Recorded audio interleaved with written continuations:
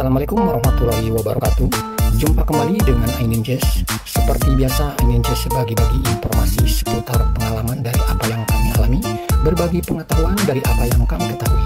Oke, jika konten ini ada manfaatnya, silahkan ambil dan terapkan. Jika tak ada manfaatnya, abaikan saja, anggap saja sebagai hiburan. Oke, konten sekarang ini sebagai berikut. Baik, dalam konten sekarang ini kita sedikit share ya, berbagi pengalaman. Ya, siapa tahu para penyimak video YouTube atau khususnya para penyimak konten-konten kami ada yang berniatan untuk memasangkan unit water heater dikerjakan sendiri ya.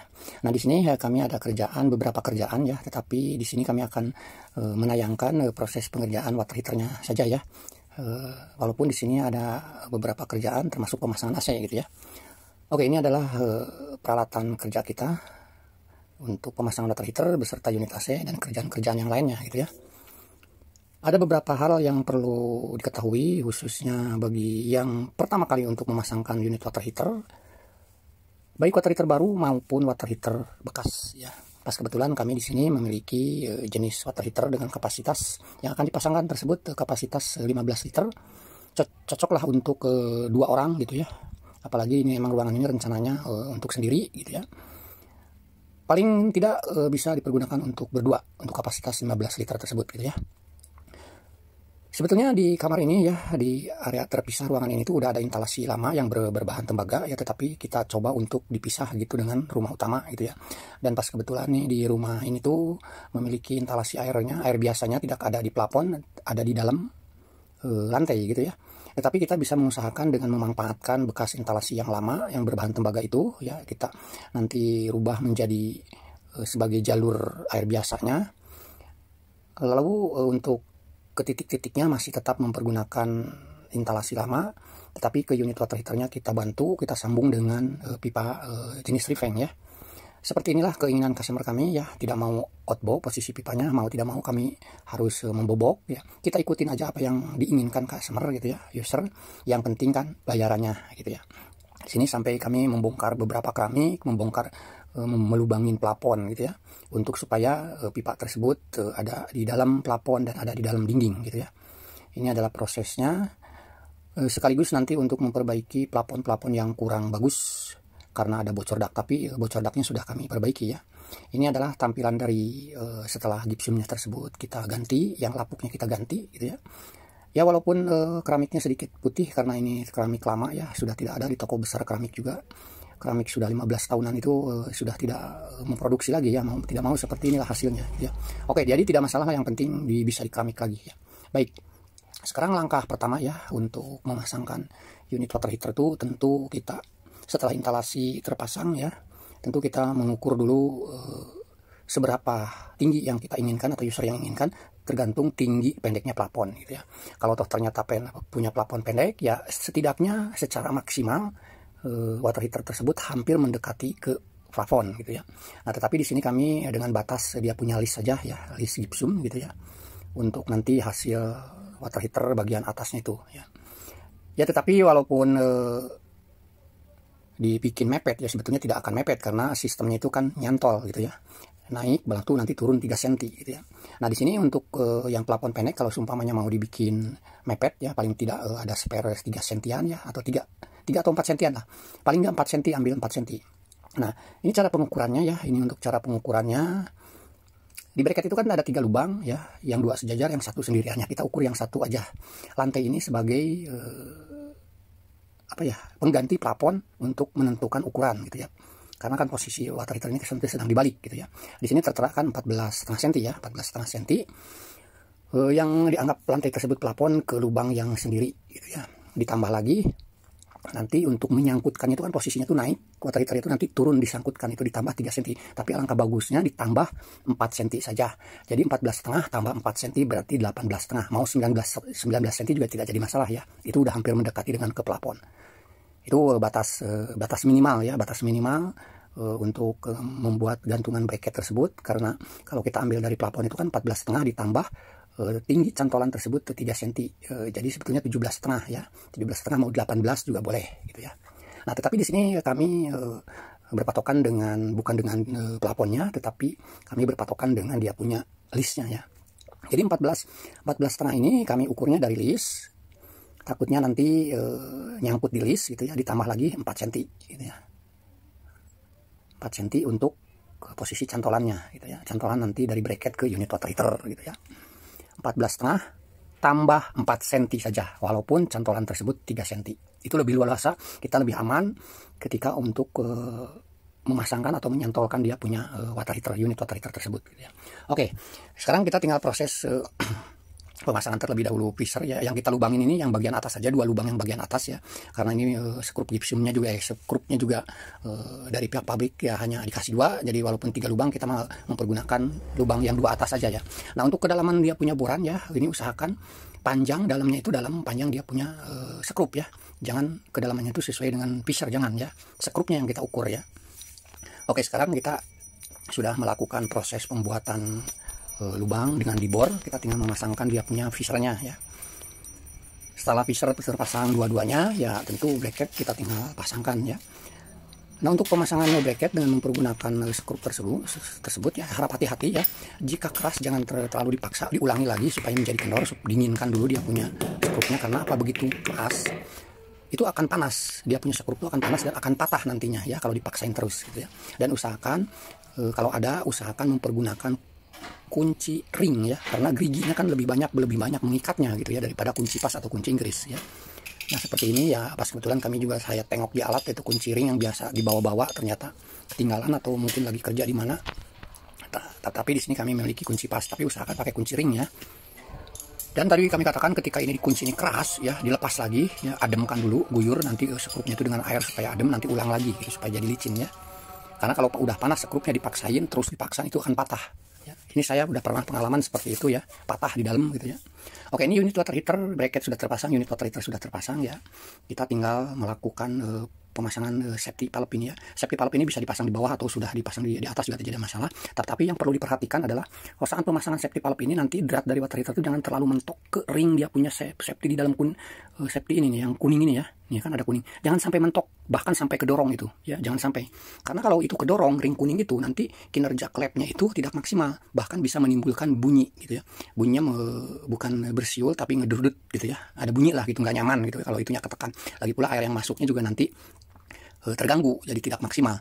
Nah, sebelum dipasangkan dia punya safety valve tentu dratnya tersebut dikasih seal tip. Kalau seandainya kedalaman tersebut kira-kira 1 cm ya, 1 cm lebih lah, 1,5-an masih kendor, jangan dipaksa dikencengin, nanti dia punya ring yang kuning pembatas safety valve atau klep itu nanti ketekan gitu ya.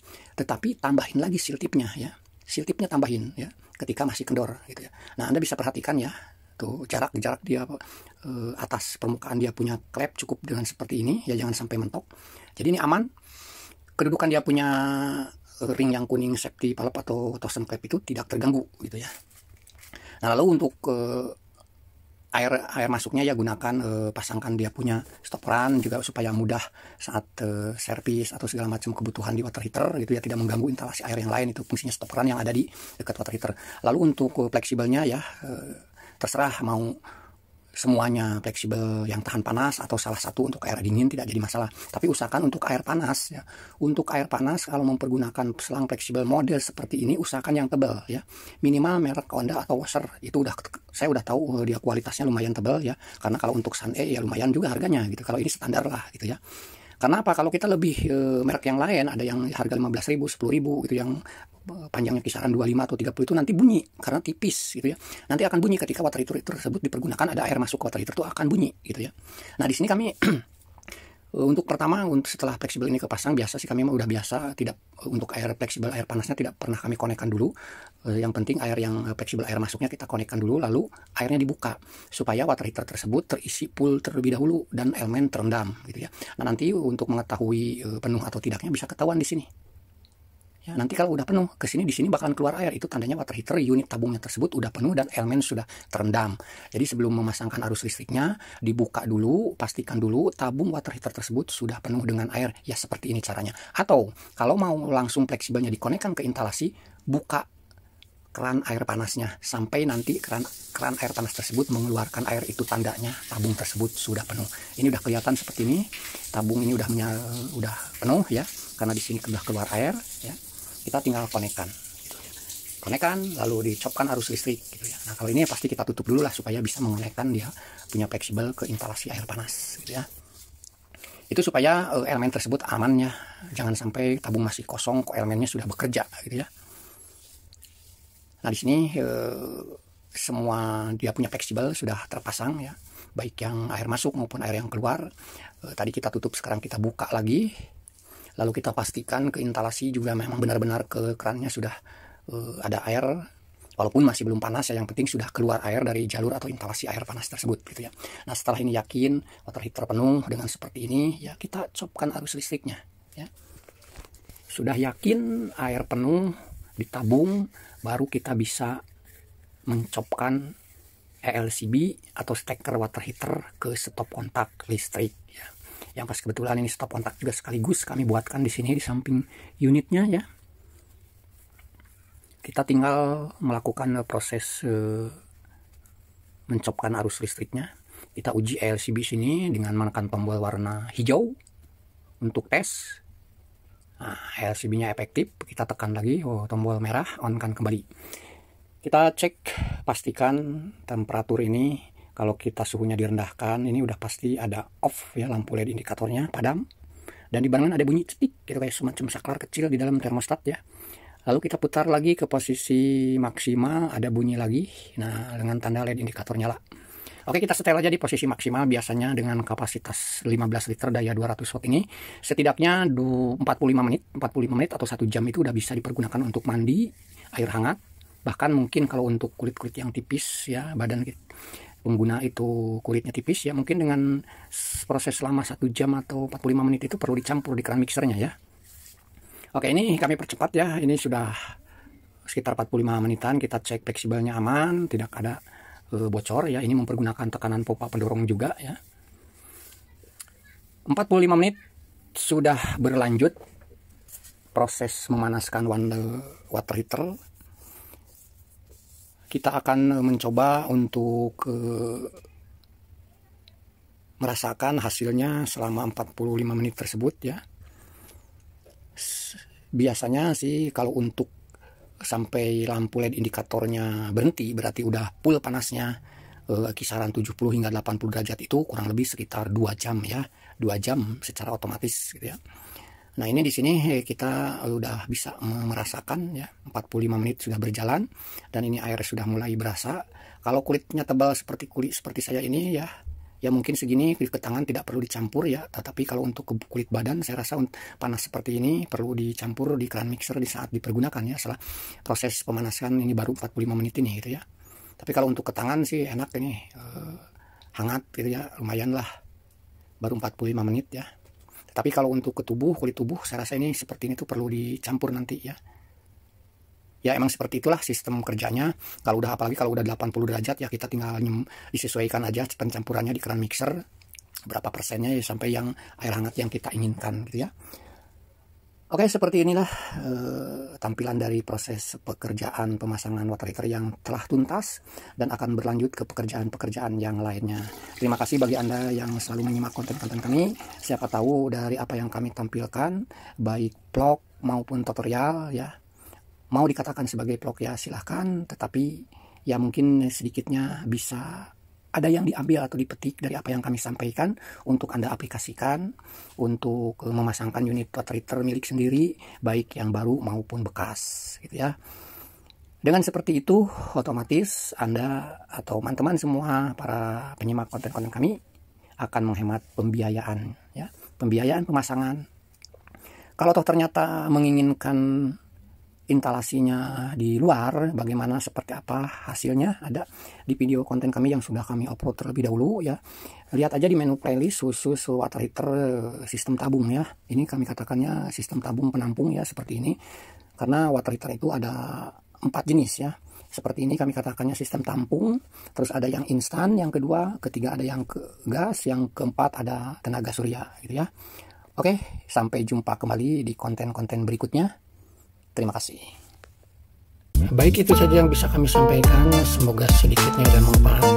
Terima kasih bagi Anda yang sudah mensupport channel kami. Semoga Anda kita semua selalu diberikan kesehatan, dimudahkan berbagai macam urusan. Amin, amin ya robbal alamin. Terima kasih. Assalamualaikum warahmatullahi wabarakatuh. Salam Aininjes.